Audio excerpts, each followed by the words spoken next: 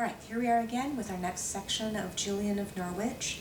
And she really has two themes that she's exploring, one main one a little smaller in this section. And what she's really talking about is this paradox that she talks about joy and sorrow, suffering and rejoicing. And then the other thing that she weaves throughout the whole of her narrative is this emphasis on the Trinity. So I want to just draw your attention to some of the sections here. In 14, she talks about this glorious gratitude with which God rewards his servants and has three joys. She is shown 3 degrees of bliss.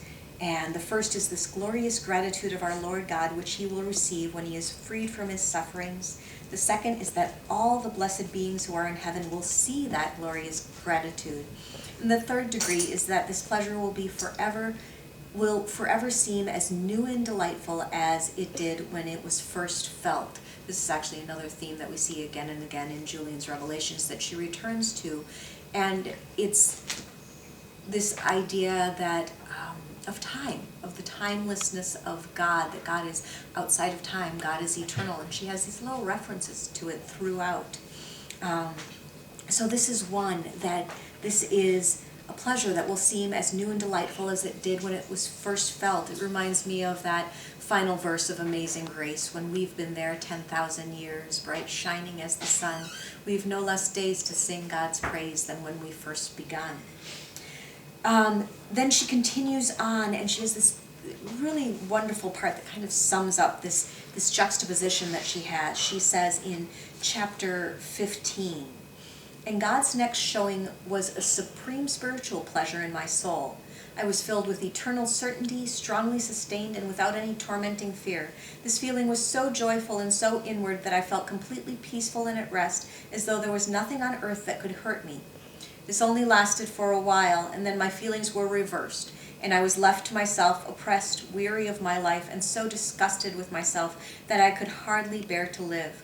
There was no comfort or ease for me, but faith, hope, and love, and these I had in reality, but I could not feel them in my heart."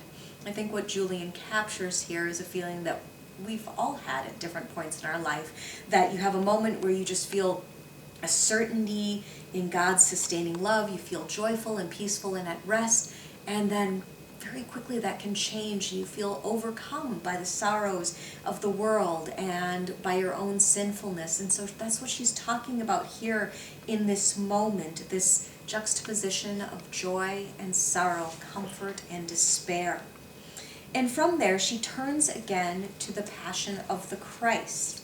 And she has these just intensely vivid and long descriptions that she talks about Christ's face, dry and bloodless with the pallor of death, ashen, deathly and exhausted, blue, then darker blue as the flesh mortified more completely.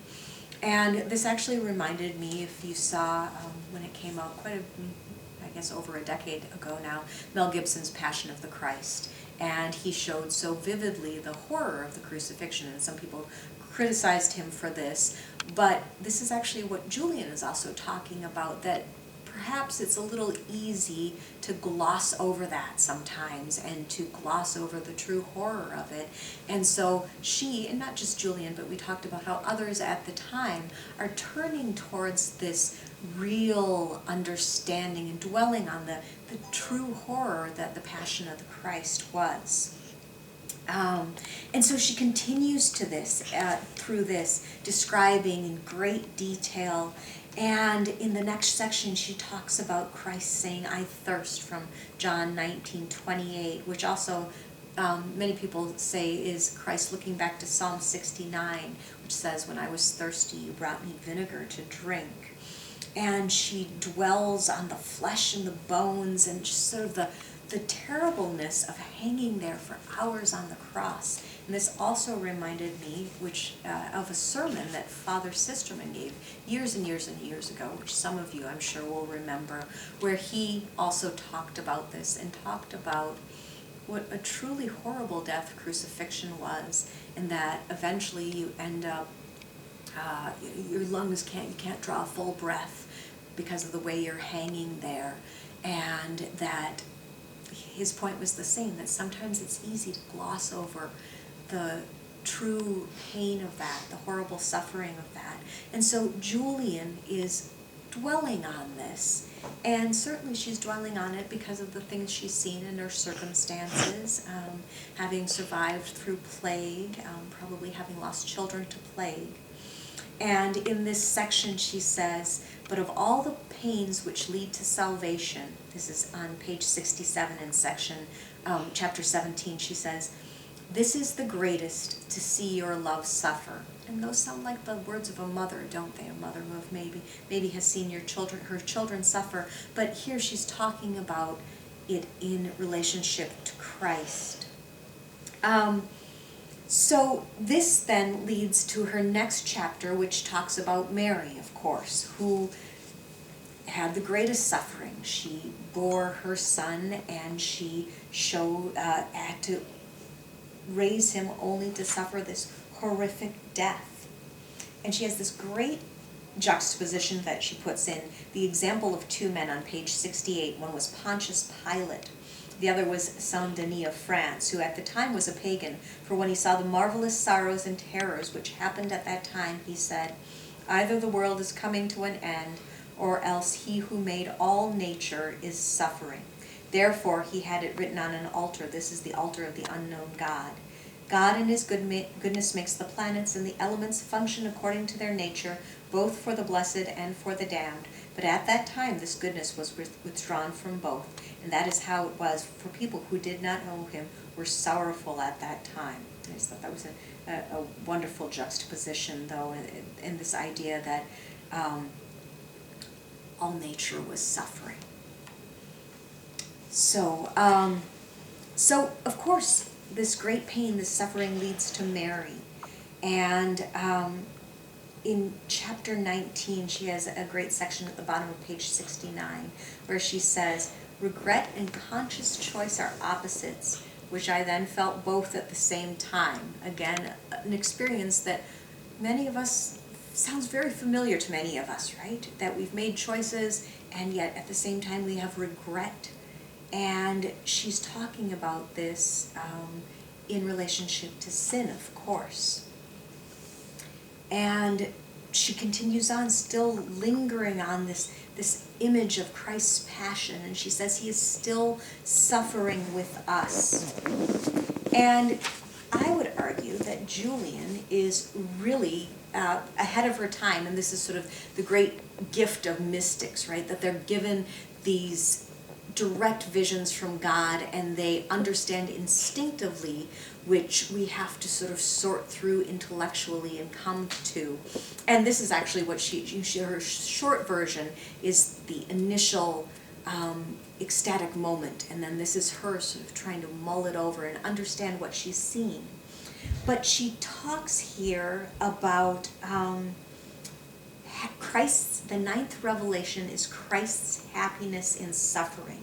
And I thought this was very, very interesting because, like I said, I think she's ahead of her time. There's a liberation theologian, Gustavo Gutierrez, who says that only through joining in Christ's suffering can we discover God's love, God's intimate love. And the idea that many theologians have come to is that if suffering is not part of our experience as disciples of Christ, our experience of the love of the cross is incomplete. Gutierrez says, the Son of God teaches us that to talk of God must be mediated by the experience of the cross. He accepts abandonment and death precisely in order to reveal God to us in love. And this is really what Julian is saying in this section. And she also says, on page 73, she says, Christ would do it all again. He would choose it all again. He would suffer it all again. And this is interesting, too, that she said she is given these words by Christ. He very affectionately says to her, if I could suffer more, I would suffer more. She writes, he did not say if it were necessary to suffer more, for if he could suffer more, he would, even if it was not necessary. So it's a choice, it's not a necessity. And Christ is revealing to Julian that this was a choice that would be made again. And it's really beautiful, I think, what she's talking about here, and what she's coming to understand, that the suffering of the cross leads to a true understanding of the love of God, and that our own personal suffering also brings us closer to the love of God. Finally, I want to say one word about her, the understanding she keeps putting throughout her passages about the Trinity. On page 77, she says, "The whole Trinity took part in the passion of Christ, dispensing an abundance of virtues and fullness of grace to us through him. But only the Son of the Virgin suffered, and because of this, the whole Blessed Trinity is eternally joyful." So she has this very Trinitarian statement there. The passion is not just Christ, it's the whole Trinity there.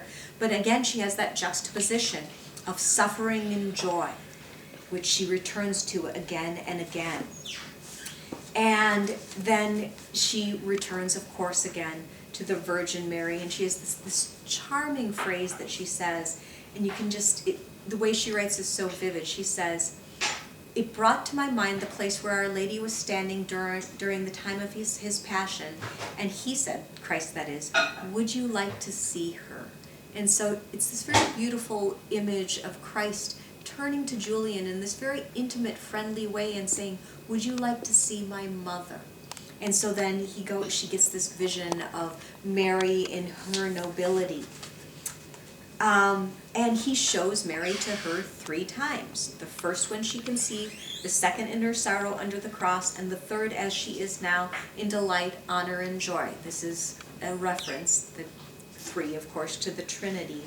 And then finally, in the last section that we read, she again has this great reference in chapter 26.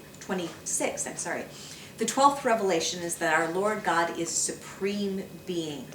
And she writes here, "Our Lord Jesus said repeatedly, 'It is I, it is I, it is I who am highest. It is I you love, it is I who delight you. It is I you serve, it is I you long for, it is I you desire, it is I who am your purpose. It is I who am all, it is I that the Holy Church preaches and teaches you, it is I who showed myself to you here.'" And so you have this beautiful statement, but it's also that repetition at the very beginning of that sentence of the 3, "It is I." It is definitely a reference to the Trinity.